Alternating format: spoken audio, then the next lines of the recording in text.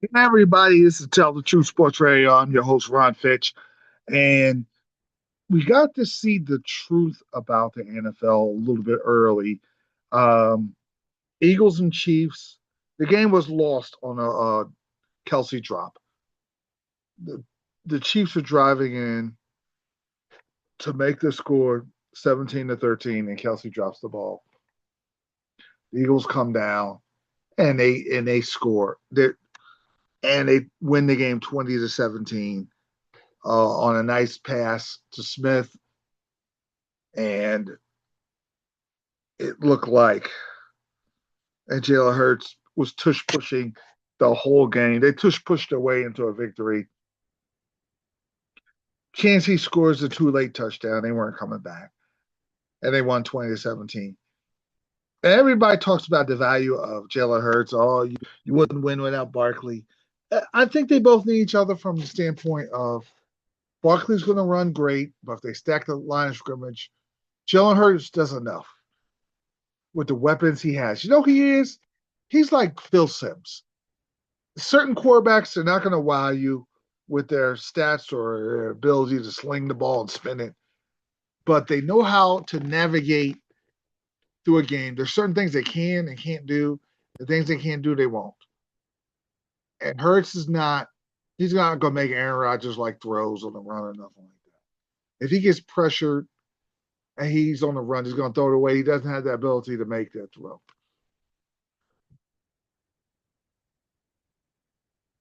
But he makes the throws he has to, like the one at the end that put the Eagles up 10 to Smith, and then they scored on a tush push. He does what he has to do. But in the Super Bowl, he goes extraordinary. Like Sims had the NFL record for straight completions. They're a lot alike.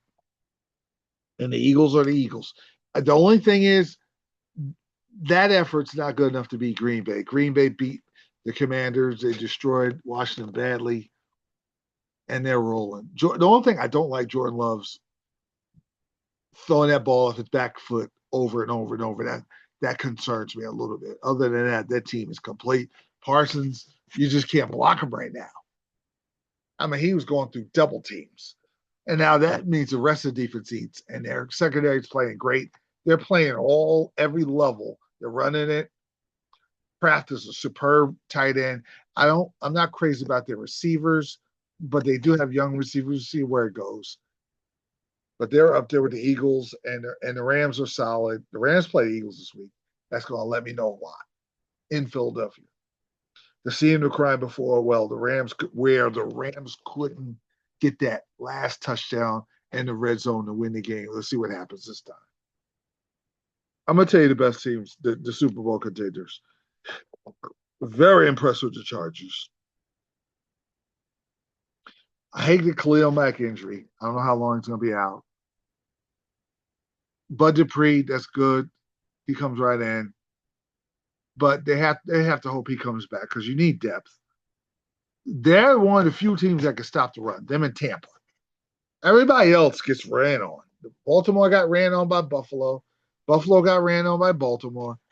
But it seems like I don't know if it's the linebackers are smaller. They just teams just get run on now. They're just built to try to stop the pass, whatever it is. But the Chargers are big up front, and they could defend because they got Derwin James in the back at safety, and they're solid all over. The LA Chargers are a Super Bowl contender with Harbaugh, and that Herbert is playing with supreme confidence and playing to his potential.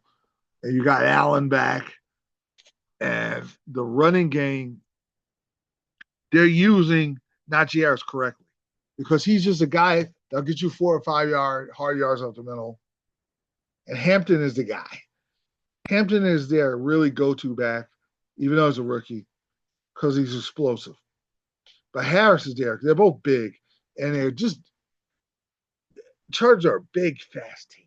I just like the way they're built. They could beat Buffalo, and the Ravens look spectacular this week. But Buffalo and the Ravens have baggage because of not winning it in the playoffs. And San Diego doesn't really have that with Harbaugh there. They're playing with house money this year. and they're a Super Bowl contender. Those are my teams in the AFC. There's Buffalo, Chargers, and Baltimore. I don't trust Cincinnati because Burrow's hurt. Indianapolis is a playoff team. And that's it. Everybody else is kind of mid, except Denver. Denver's a playoff team. Everybody else is kind of mid, including Kansas City. And Kansas City plays Giants. If the Giants are going to be explosive offensively, they could actually send the Chiefs into 0-3 land. And that would be rough. So that's the NFL. In college, there's certain teams that never ever get over the hump. They never, no matter what happens, they'll never win. Notre Dame was one of them because they don't have the talent. Tennessee has the talent, and they always lose under pressure. Tennessee has that little Charlie Brown thing going on. Texas is another team I can't trust in the big game. Tennessee and Texas should get on their knees and thank God for Reggie Bush pushing against Texas in 2002 or 3, and T. Martin in 97 winning the national championship when they couldn't even win with Peyton Manning. Tennessee's just a team with talent. They'll never get that one game they need. They never, ever win it. And last Saturday was just a confirmation of what I believed against Georgia. They scored. Look, they're ready to take over. Georgia scores back.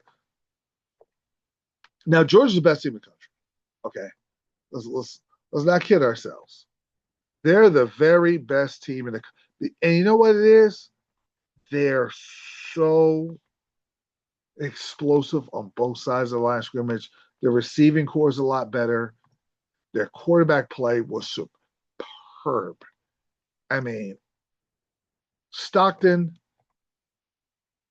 Gunnar Stockton was really good. 23 of 31 for 304 yards, 2 touchdowns, 177.9 QBR. Big time. Frazier runs the ball well. Stockton could run when he had to, but Stockton was making great throws. And their defense was really good.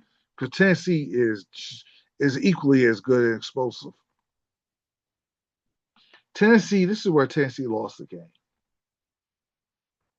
They lost the game in the fourth quarter at the end. It was back and forth, and they have the ball at the Georgia 24-yard line with 24 seconds left.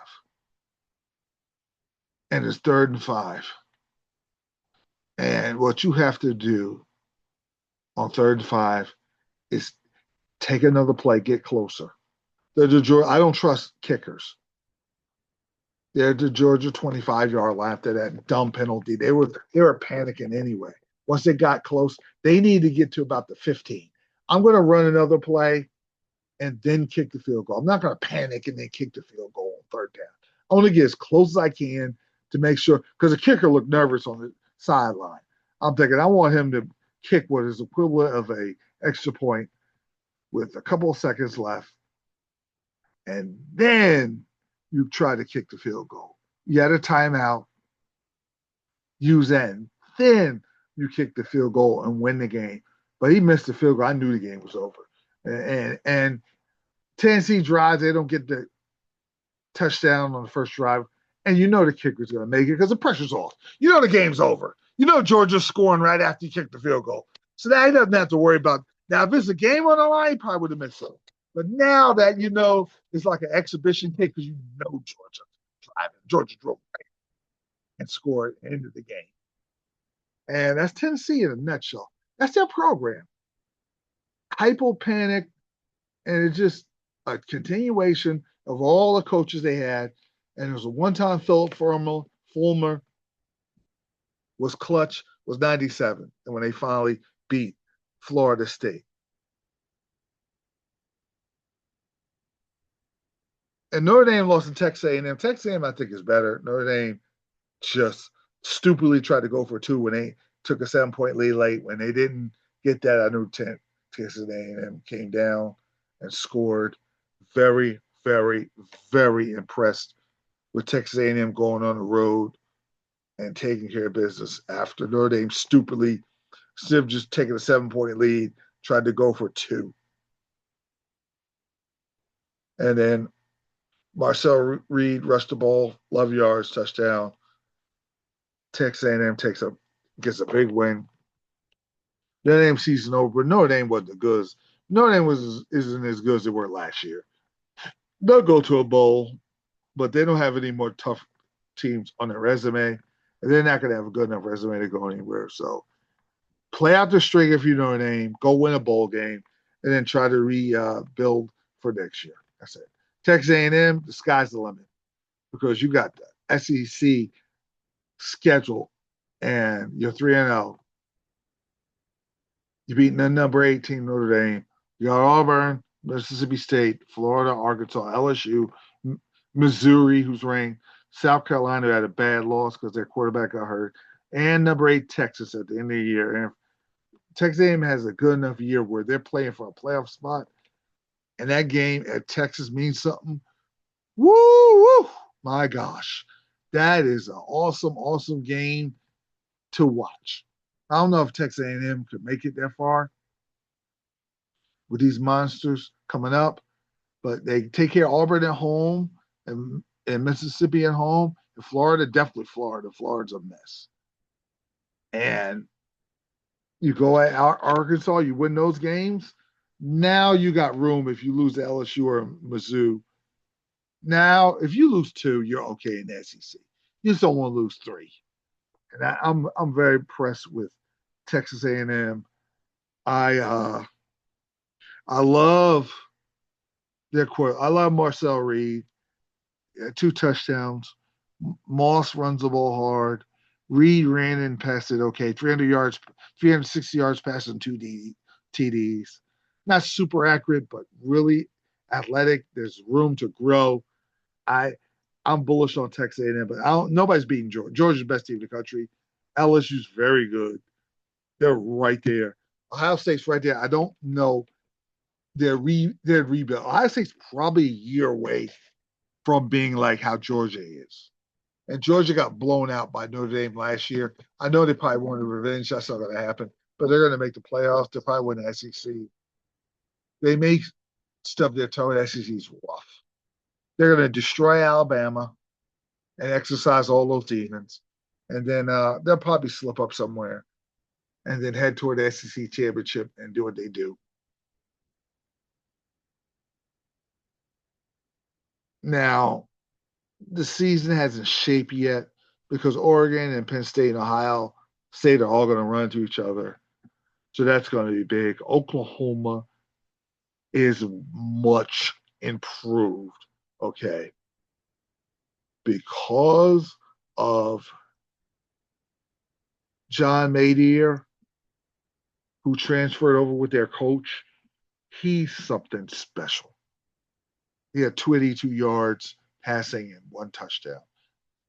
And Blaylock can run the ball. They have a beautiful pass-run ratio, and they play really good defense. They really got after Michigan, who's going to be good. Very, very, very impressed with the team they have. They probably might beat Texas. Missouri's much improved. I'm looking forward to these matchups this week. Texas Tech and Utah, Auburn, Oklahoma, and you have some really, really interesting. I think Miami's going to beat up on Florida. That was. Illinois and Indiana's okay. Yeah, this is a good week here of college football. There you have it. That's my recap. The 2 best teams in NFL's the Bills, and you got a couple of the Ravens and the Chargers and the Eagles and Packers are going to have a say in it. But as of now, I'm going to Bills. The best team in the country in college is Georgia.